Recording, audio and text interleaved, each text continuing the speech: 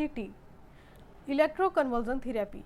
क्या होता है इलेक्ट्रोकन्वर्जन थेरेपी, किन पेशेंट में यूज़ किया जाता है ECT का, और इसकी खोज किसने की, कौन कौन से इसमें मेडिकेशन दिए जाते हैं, किस तरह से इस प्रोसीजर को परफॉर्म किया जाता है, A to Z सारी जानकारी आपको इस वीडियो में मैं देने वाली हूँ।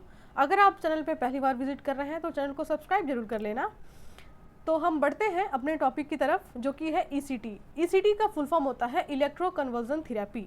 अब ये इलेक्ट्रोकन्वर्जन थेरेपी का मीनिंग होता है, इलेक्ट्रो मतलब इलेक्ट्रॉनिक से रिलेटेड, कन्वर्जन मतलब सीजर, एंड थेरेपी मतलब कि एक तरीके से थेरेपी दिया जाता है। बेसिकली जिनको हम ट्रीट करने के लिए यूज़ करते हैं उसे हम थेरेपी कहते हैं। ये एक पेनलेस प्रोसीजर होता है जिसमें पेशेंट के अंदर आर्टिफिशियली इलेक्ट्रिक करंट दे करके सीजर प्रोड्यूस किया जाता है।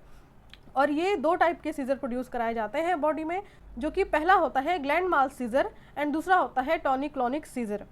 तो ये तो बात थी कि ECT क्या होता है। अब हम जानते हैं कि इसकी शुरुआत कहाँ से हुई, यानी कि डिस्कवर किसने किया। 1938 में यूगो कैर्लिटी एंड बिनी के द्वारा इसकी खोज की गई थी।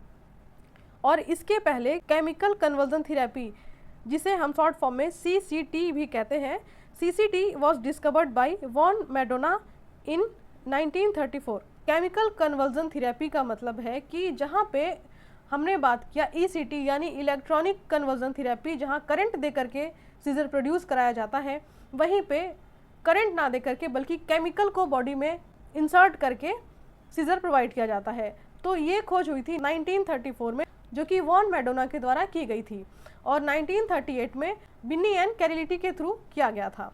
केमिकल सिटी जो था यानी कि केमिकल कन्वर्जन थेरेपी, इसमें वॉन मैडोना, जिन्होंने मिडाजोल ऑयल को IM दे करके पेशेंट में एक रिसर्च किया, जिससे पेशेंट के अंदर इस केमिकल के बाद उसकी बॉडी में सीजर प्रोड्यूस हो गया। तो उन्होंने इसकी खोज की थी 1934 में। बट ये केमिकल कन्वर्जन थेरेपी जो है वो बहुत ज़्यादा सक्सेस नहीं रहा, जिसकी वजह से इसे हटा दिया गया। उसके बाद ECT आया, जो कि इलेक्ट्रो कन्वर्जन थेरेपी था, और वो सक्सेस रहा। उसके साइड इफ़ेक्ट भी बहुत कम रहे और लोगों में देखा गया कि कुछ इसका पॉजिटिव रिस्पांस आ रहा है, लोग ठीक हो रहे हैं। तो इसीलिए ECT को ही आगे मान्यता दी गई और ये अब तक चला आ रहा है। और जो केमिकल कन्वर्जन थेरेपी था उसे हटा दिया गया, बिकॉज इसके बहुत सारे डिसएडवांटेज थे, जिसमें कि लोगों की जान भी चली गई और ये एक तरीके से केमिकल बॉडी में हार्म भी कर रहा था। तो अब हम जो पढ़ते हैं वो ECT के बारे में ही पढ़ते हैं, और आज तक यही एक ट्रीटमेंट चला आ रहा है जो कि साइकेट्रिक पेशेंट में बहुत ही बेनिफिशियल होता है। अब समझते हैं इसके पैरामीटर्स, ड्यूरेशन और कितने करंट बॉडी में दिए जाते हैं।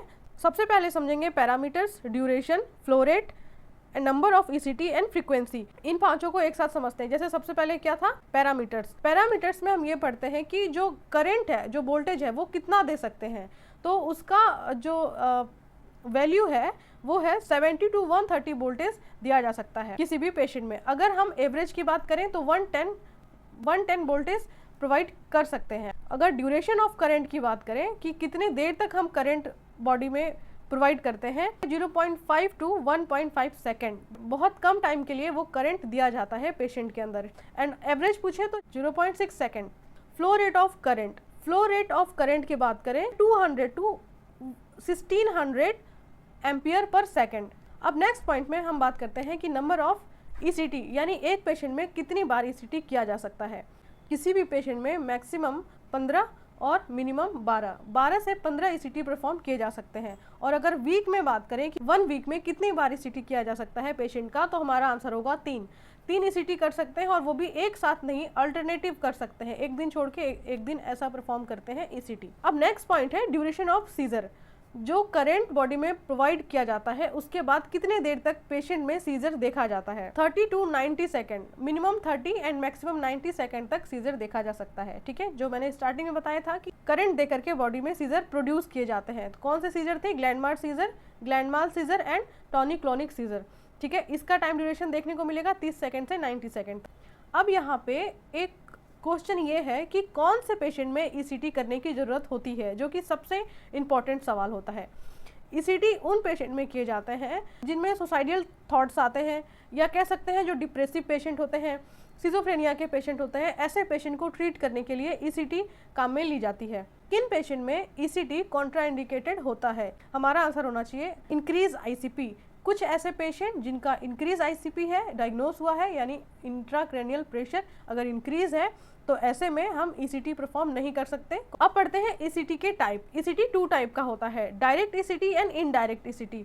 डायरेक्ट ईसीटी उसको बोलते हैं जहाँ पे कोई मेडिकेशन नहीं दिया जाता, कोई पहले से एनेस्थीसिया नहीं दिया जाता, पहले से कोई मेडिसिन यूज़ नहीं करते, डायरेक्ट करंट दे देते हैं, जो कि बहुत ही पेनफुल होता है और ये बहुत पहले चलता था।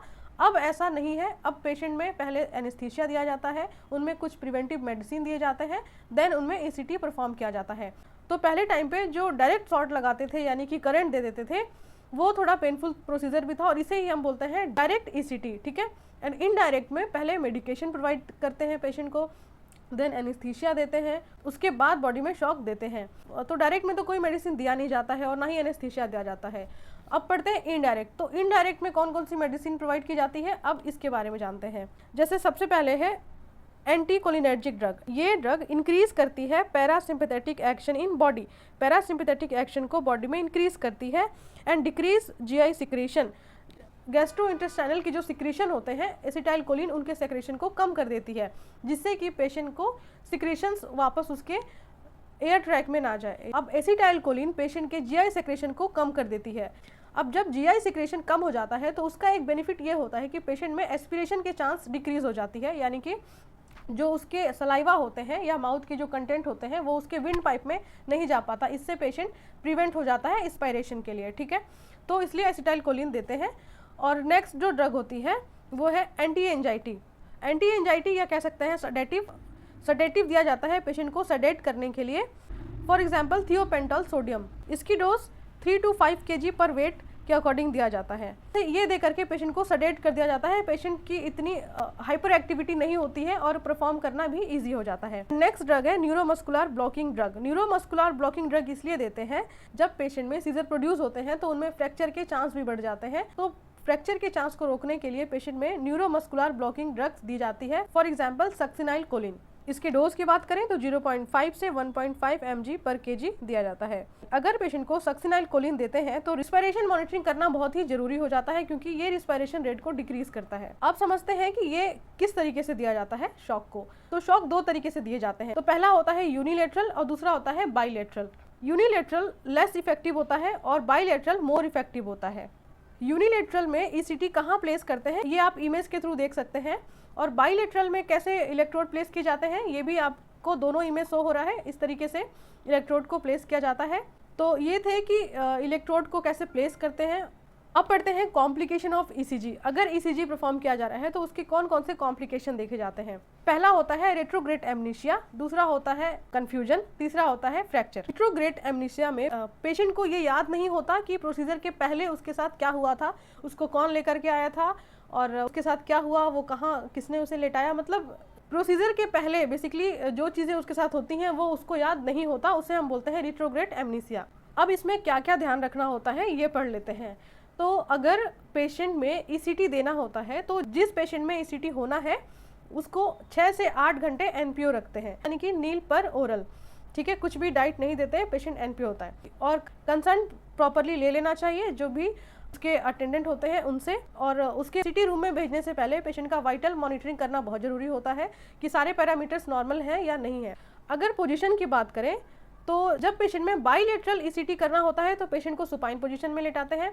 और अगर पेशेंट को यूनिलेटरल ईसीटी देने से पहले हमें ये ध्यान रखना बहुत ज़रूरी होता है कि पेशेंट का डोमिनेंट हैंड कौन सा है, क्योंकि हम अगर राइट हैंडेड हैं, हम राइट हैंड से वर्क कर रहे हैं तो हमारा लेफ्ट ब्रेन यानी लेफ्ट हेमिस्फीयर हमारे राइट बॉडी को कंट्रोल करता है और राइट हेमिस्फीयर हमारे लेफ्ट बॉडी को कंट्रोल करता है। जब भी किसी पेशेंट में यूनिलेटरल ईसीटी देना होता है तो हम नॉन डोमिनेंट हैंड के साइड देते हैं। लाइक मेरा अगर राइट हैंड डोमिनेंट हैंड है तो लेफ्ट हेमिस्फीयर में शॉक दिया जाता है, और अगर लेफ्ट हैंड डोमिनेंट है तो राइट साइड में शॉक दिया जाता है। तो इस तरीके से पोजीशन भी डिसाइड होता है। तो ये थी आज की जानकारी ईसीटी के बारे में। अगर आपको वीडियो नॉलेजेबल लगा हो तो आप वीडियो और लोगों तक शेयर करें। ऐसे ही कई इन्फॉर्मेटिव वीडियोस को पाने के लिए आप मेरे चैनल के साथ जुड़ सकते हैं। तो अभी के लिए सिर्फ इतना ही, फिर मिलेंगे इन्फॉर्मेटिव वीडियोस के साथ। तब तक के लिए टेक केयर, बाय।